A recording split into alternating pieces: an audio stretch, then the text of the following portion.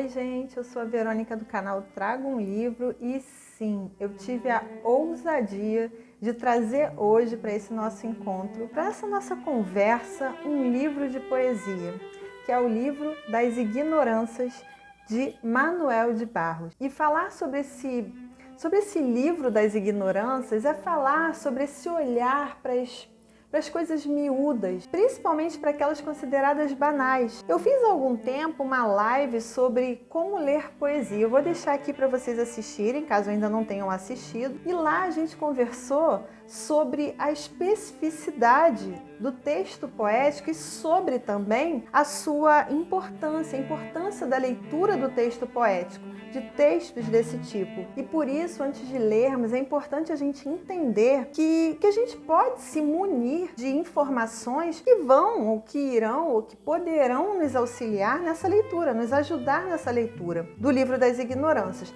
Não que seja um livro difícil, uma leitura difícil. É justamente o contrário. Por essa busca pelo simples, por essa simplicidade, pelo desnecessário que é tratado aqui, a poesia de Manuel de Barros acaba ganhando status de difícil. Porém, o próprio poeta, ele nos ajuda nessa caminhada, porque ele nos ensina como ler poesia e também nos ensina como está estruturada a sua escritura poética, a sua feitura poética. Ou seja, como ele concebe as palavras. No descomeço era o verbo. Só depois é que veio o delírio do verbo. O delírio do verbo estava no começo, lá onde a criança diz: eu escuto a cor dos passarinhos. A criança não sabe que o verbo escutar não funciona para a cor, mas para som. Então, se a criança muda a função de um verbo, ele delira.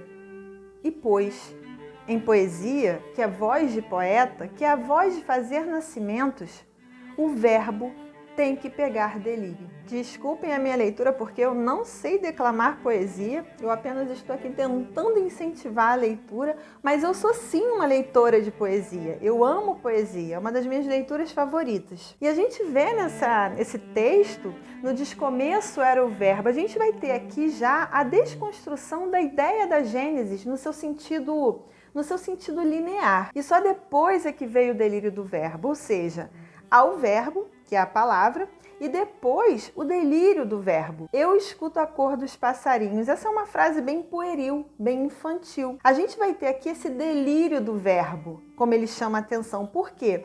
Porque a gente vai ter que o verbo escutar, escuta-se som, como ele explica, e não cor.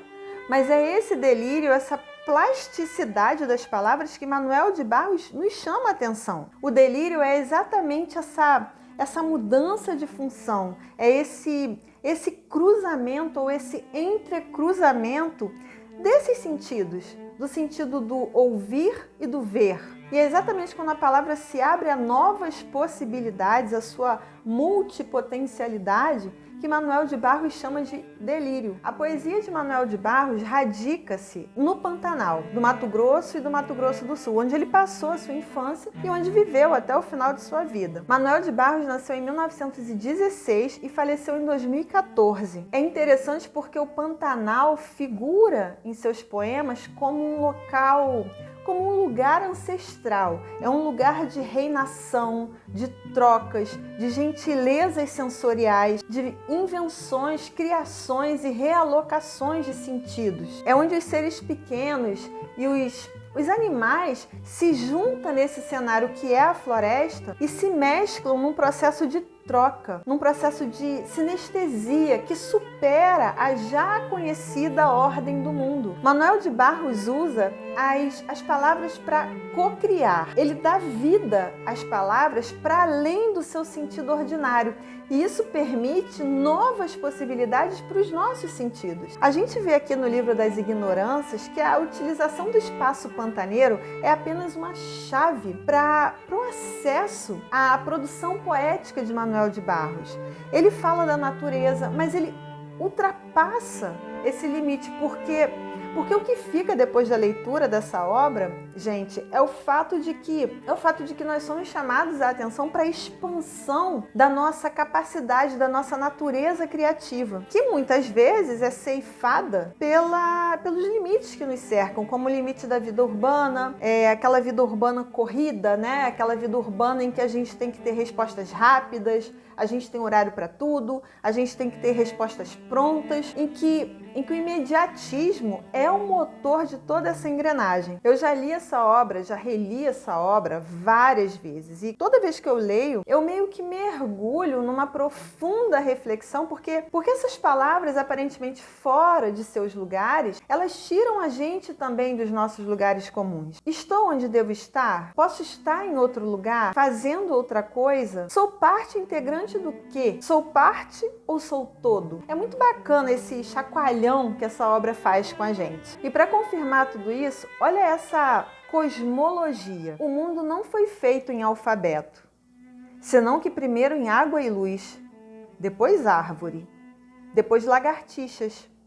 Apareceu um homem na beira do rio, apareceu uma ave na beira do rio, apareceu a concha, e o mar estava na concha. A pedra foi descoberta por um índio. O índio fez fósforo de pedra e inventou o fogo para a gente fazer boia. Um menino escutava o verme de uma planta, que era pardo. Sonhava-se muito com pererecas e com mulheres. As moscas davam flor em março. Depois encontramos com a alma da chuva que vinha do lado da Bolívia. E demos no pé. Rogaciano era índio guató e me contou essa cosmologia. A gente podia conversar por horas sobre esse texto, mas eu vou destacar aqui um trecho que eu acho muito interessante dessa cosmologia, que é exatamente quando ele diz: apareceu a concha e o mar estava na concha. Olha que movimento interessante. Pelos nossos olhos comuns, a gente sabe que o mar, ele tem um sentido de grandeza, ele tem um sentido de infinito, de amplitude, mas Manuel de Barros acende o nosso olhar para as miudezas. Não é a concha que estava no mar. Com o foco que ele dá para os detalhes, é o mar que estava na concha. Parece até que ele diminuiu o tamanho do mar, dando importância, acendendo os holofotes sobre a pequena e significativa concha. E como o poeta é genial, né, gente? Com essa transfiguração do real, esse entrelaçamento de sentidos que é da ordem da sinestesia. Esse livro foi publicado em 1993 e nele, Manuel de Barros meio que nos guia por sua visão, que nos leva exatamente à sua criação poética. O título mesmo já é sugestivo, O Livro das Ignorâncias. Vejam que esse neologismo ignorâncias, a gente entende que pode ser um livro dedicado a coisas supérfluas, mas também a gente é convidado a ignorar, como se ignorar, ou seja, não saber, fosse uma etapa necessária para refazer aquela ordem do mundo que a gente falou anteriormente, aquela ordem do mundo pré-estabelecida, e compreender o todo com uma visão mais sábia. Tanto que a nossa linguagem classificatória, cheia de definição, faz com que a gente entenda realmente que definir é estabelecer limites. E é bem isso, vejam só como uma palavra que define algo, ela empobrece uma imagem rica em significados. O rio que fazia uma volta atrás de nossa casa era a imagem de um vidro mole que fazia uma volta atrás de casa. Passou um homem depois e disse: essa volta que o rio faz por trás de sua casa se chama enseada. Não era mais a imagem de uma cobra de vidro que fazia uma volta atrás de casa. Era uma enseada. Acho que o nome empobreceu a imagem. Isso mostra pra gente como o poeta valoriza todas as múltiplas funcionalidades e potencialidades da palavra. A palavra em Manuel de Barros é burilada, a palavra ela é inovada e até alterada em seu sentido. Desinventar objetos.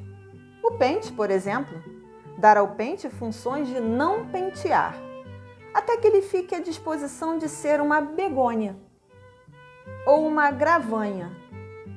Usar algumas palavras que ainda não tenham idioma. E lendo a biografia de Manuel de Barros, ele cursou Direito no Rio de Janeiro, estudou cinema e pintura em Nova York, volta para o Rio de Janeiro, trabalha em várias áreas, inclusive dizem que ele foi até corretor imobiliário. Enfim, ele se casa e aí ele vai para Corumbá porque o pai dele faleceu e ele herda a fazenda. Mas depois ele foi morar em Campo Grande. Alguns teóricos também contam que ele fabricava seus próprios caderninhos e ele escrevia à mão. Depois de escrever 3 caderninhos, ele juntava esses 3 caderninhos e publicava um livro. De modo que, na verdade, não havia divisão entre suas obras. Na verdade, era um livro só. Uma coisa interessante também é que Manuel de Barros é considerado Guimarães Rosa da poesia, justamente por essas inventividades com a linguagem. Ele teve seu reconhecimento um tanto quanto tardio, mas isso não foi empecilho para ele ganhar vários prêmios, inclusive o prêmio Jabuti, prêmios internacionais, e ainda teve suas obras traduzidas para vários idiomas. A gente podia conversar tanto sobre esse livro, gente, porque ele é lindo,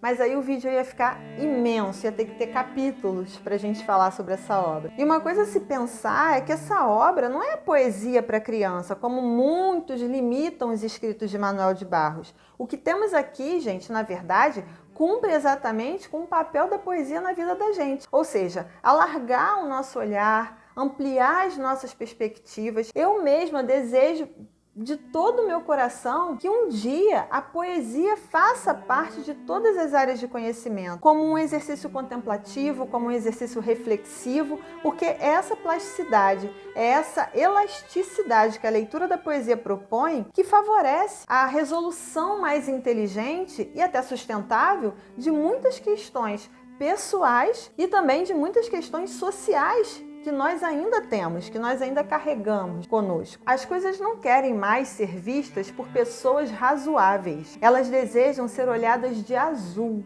que nem uma criança que você olha de ave. Poesia é voar fora da asa. Eu espero que vocês tenham gostado dessa sugestão de leitura e eu desejo a vocês que leiam poesia e que voem fora da asa. Um beijo e até o próximo vídeo. Tchau, tchau!